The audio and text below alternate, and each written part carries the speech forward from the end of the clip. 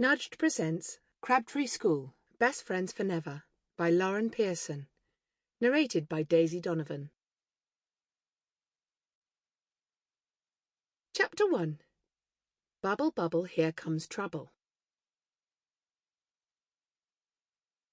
In a shady back garden somewhere on the edge of Crabtree Lane, two heads bent over a cauldron. Water from the pond in Crabtree Park simmered inside the huge pot, mixed with autumn leaves and shiny red crab apples. A tiny boat bobbed on the surface of this magical soup, and two necklaces, two halves of one heart, lay gently on a lacy pillow on the small ship's deck. "Now for your bit," said Ava, brushing her wispy blonde hair back from her face and drying her hands on her jeans. Zoe stepped forward, her wellies squelching in the mud of the soggy flower bed. She opened her rucksack. "Here I give you my favourite things," she said in her most serious voice. "Here is the maths test I got full marks on." Taking care not to sink the boat, Zoe dropped the test paper into the cauldron and stirred it round until it sank to the bottom. "And here is a star sticker from the ceiling of my bedroom, and a peacock feather I found at the zoo. Here is the ticket from when we went to see Frozen." She stirred the mixture once again. "My turn," said Ava.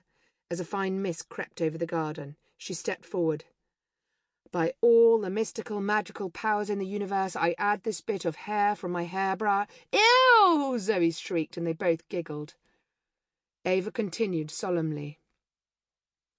"Here is the last page of Pippi Longstocking, my most favourite book in the entire world."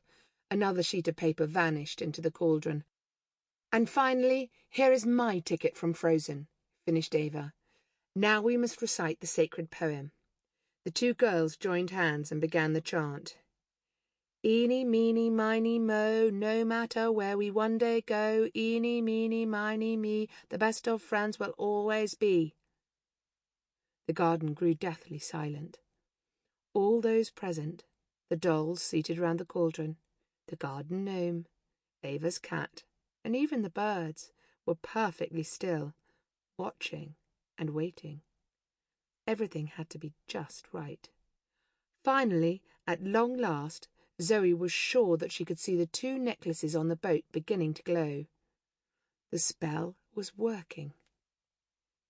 "Ava, Zoe, pizza time!" Ava's mum shouted from the kitchen door. She stepped outside. "Look at you two, you're covered in mud. And..." Sample complete. Ready to continue?